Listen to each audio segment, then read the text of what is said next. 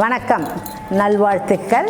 நம்ம வாங்க, நம்ம ஷாமராஜ் கிச்சன் சமையலுக்கு செல்வோம். வாங்க, வருவதெல்லாம் பண்டிகை நாட்கள், அதனால் நவரத்ன சுண்டல் பண்ணுவோம். வாங்க, புதுமையாகவும் இருக்கும், நவராத்திரிக்கு உபயோகமாகவும் இருக்கும். சென்ற பதிவில் 3-in-1 முட்டை ஆம்லெட் போட்டிருந்தேன். நீங்கள் எல்லாம் பார்த்து ருசித்து சாப்பிட்ருப்பீங்கன்னு நினைக்கிறேன். மிக்க நன்றி.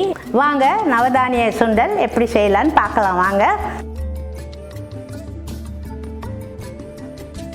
இந்த நவதானிய சுண்டலுக்குங்க மொச்சை, வெள்ளை காராமணி, கலர் காராமணி, அதாவது சடை காராமணி, rajma pink, rajma dark red, வெள்ளை சுண்டல், வெள்ளைக்கடலை, கருப்பு கடலை, பச்சை பட்டாணி காஞ்சது, வெள்ளை பட்டாணி, உளுத்தம்பருப்பு, சோம்பு, கடுகு, காஞ்ச மிளகாய், எண்ணெய், உப்பு, வேர்க்கடலை அண்ட் தேங்காய்ங்க. அவ்வளோதாங்க.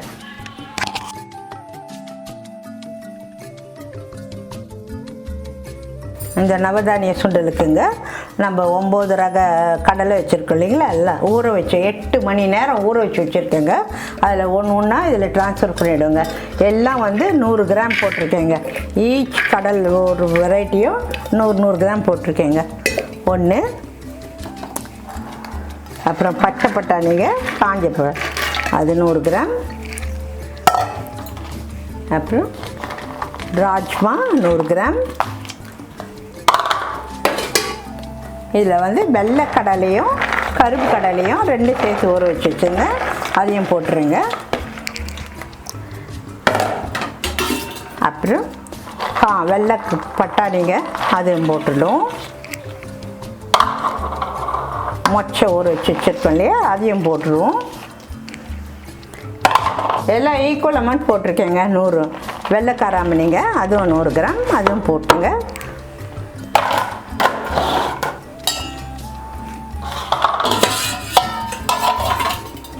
சடை காராமணி இல்லைங்க, சடை காராமணி அதுவும் 100 கிராமுங்க, அதுவும் போட்டுருங்க. இப்போ 9 வகை கடலை போட்டிருக்கோங்க. எல்லாம் 8 மணி நேரம் ஊற வச்சேங்க, அதெல்லாம் போட்டிருக்கேன். இதுக்கு தேவையான தண்ணி, வேகிறதுக்கு தேவையான தண்ணி போட்டுருவோங்க.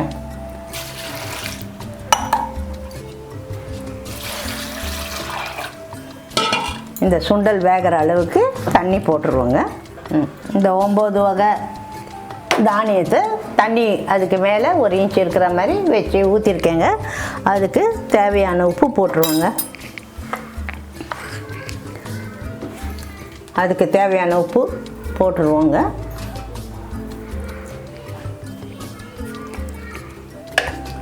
போட்டுட்டு குக்கரை மூடிடுவோங்க.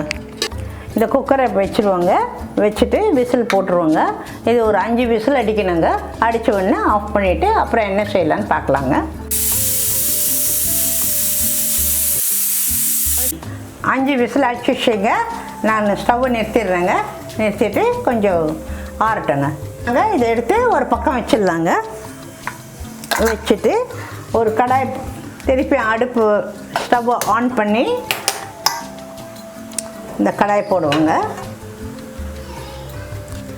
கடாய் போட்டுட்டு ஸ்டவ் பற்ற வைப்போங்க.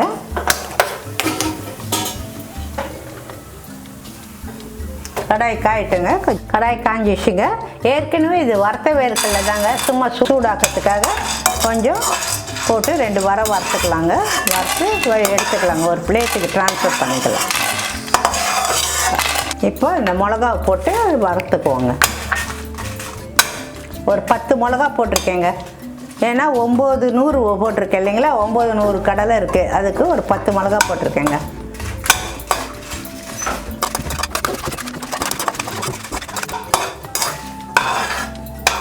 இதையும் ஒரு வறுத்தாச்சுங்க. இதையும் ட்ரான்ஸ்ஃபர் பண்ணிக்குவோங்க ஒரு தட்டுக்கு, அதே தட்டு. இந்த சோம்பு ஒரு 2 ஸ்பூன் சோம்பு போடுறேங்க. அதே ஒரு 2 வறுத்துக்கலாங்க.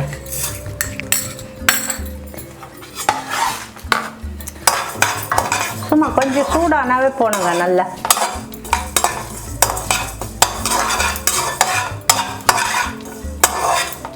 இது 2 வறுத்துக்கணுங்க. சூடாக எடுத்துங்க போதுங்க. ஸ்டவ் ஆஃப் பண்ணிடுறேங்க. இதையும் இதுக்கு ட்ரான்ஸ்ஃபர் பண்ணிக்கிறேங்க. மறுபடியும் நம்ம கடாயை வைப்போங்க. வச்சு ஸ்டவ்வை ஆன் பண்ணுவோம். ஆன் பண்ணிவிட்டு இதுக்கு தேவையான சுண்டலுக்கு தாளிக்கிறதுக்கு தேவையான எண்ணெய் ஊற்றுவாங்க.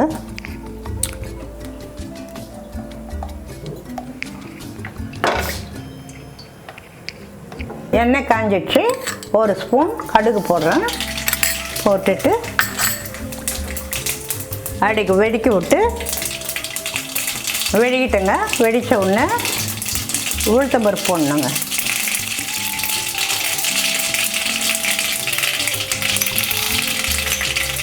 ரெண்டு ஸ்பூன் உளுத்தம்பருப்பு போட்டு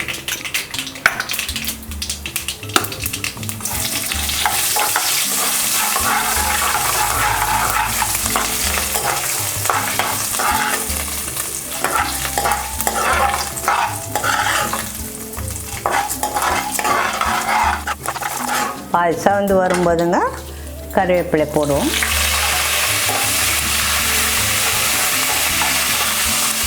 போட்டுட்டு இந்த கடலை வேக வச்சு வடிகட்டி வச்சுருக்கேன் இல்லைங்க, அதை எடுத்து இதில் போட்டுருவோங்க.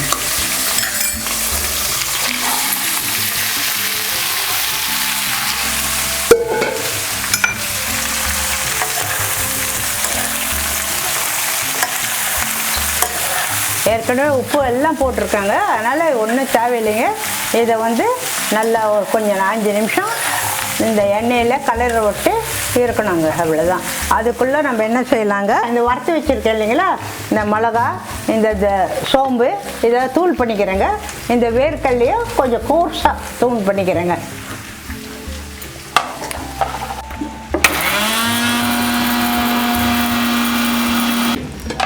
பாருங்க,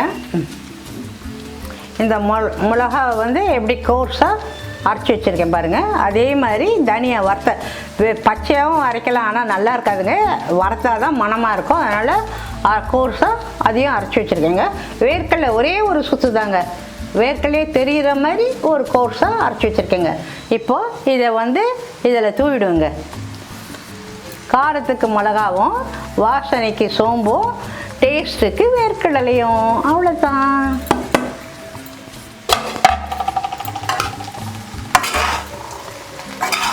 இருங்க, இது ஒரு 2 நிமிஷம் கலருவாங்க. கலரி எல்லா இடத்துக்கும் அந்த மசாலா போய் ஒட்டணுங்க.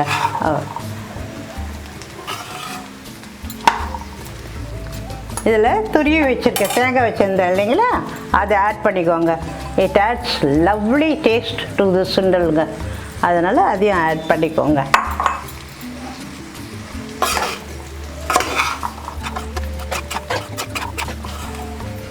ஒரு 2 to 3 செகண்ட்ஸ் இது மாதிரி கலரி விடுவாங்க. எல்லா இடத்துக்கும் எல்லா மசாலாவும் போய் தேங்காயும் மிக்ஸ் ஆகி செட் ஆகணுங்க. அவ்வளோதாங்க.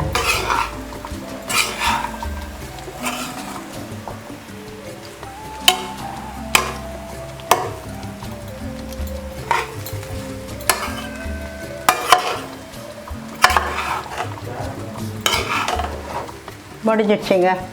பாருங்கள், பார்க்கறதுக்கும் அழகாக இருக்குது, சாப்பிட்றதுக்கும் மிகவும் சுவையாக இருக்காங்க.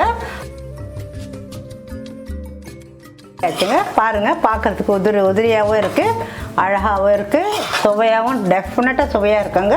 நீங்கள் தயவு செய்து பார்த்துட்டு எனக்கு கமெண்ட் கொடுங்க.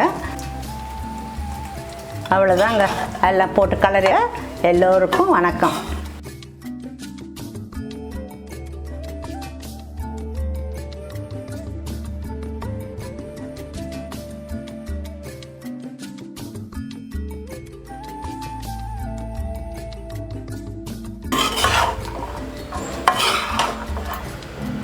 இதை ஒரு வேறு பாத்திரத்துக்கு இதை நான் ட்ரான்ஸ்ஃபர் பண்ணிடுறேங்க.